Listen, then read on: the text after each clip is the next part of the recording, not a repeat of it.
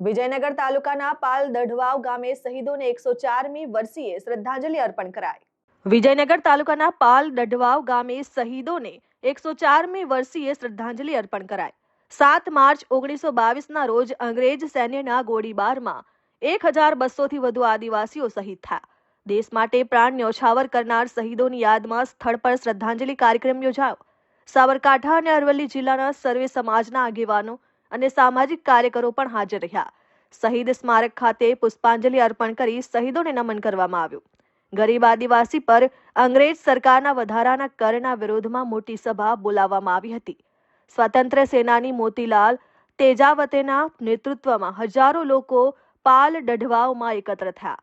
અંગ્રેજ અધિકારીના આદેશ બાદ સૈનિકોએ અંધાધૂંધ ગોળીબાર કર્યો હતો। આ ઘટનાને લઈ જલિયાવાલા બાગ કરતાં પણ ભયાનક હત્યાકાંડ માનવામાં આવે છે।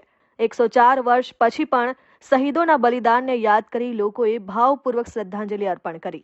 આજ રોજ 7 માર્ચના દિવસે શહીદ સ્મારકના સ્થાને શ્રદ્ધાંજલિ આપવામાં આવી હતી, જે જલિયાબાગ કરતાં પણ મોટો હત્યાકાંડ થયો હતો અને ત્યાં સ્થાનિક લોકો, ભાઈઓ અને બહેનો સૌ ભેગા મળીને અમે શ્રદ્ધાંજલિ આપીએ છીએ।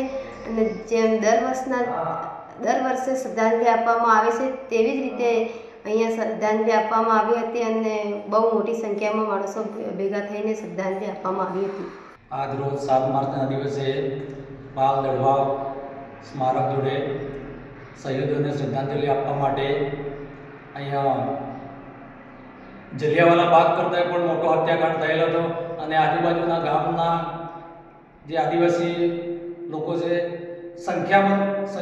મોટી સંખ્યામાં અહીંયા શ્રદ્ધાંજલિ આપવા આવે છે અને દર વર્ષે એમની યાદમાં અમે શ્રદ્ધાંજલિ આપવા અહીંયા ભેગા થઈએ છીએ અને ઢોલ નગારાથી ગામમાં ગુજતે અમે અહીંયા શ્રદ્ધાંજલિ આપવા પાલ દઢવાવ ખાતે શહીદ સ્મારક જોડે અમે આવીએ છીએ। Vimal Patel, RN news, Sabarkantha.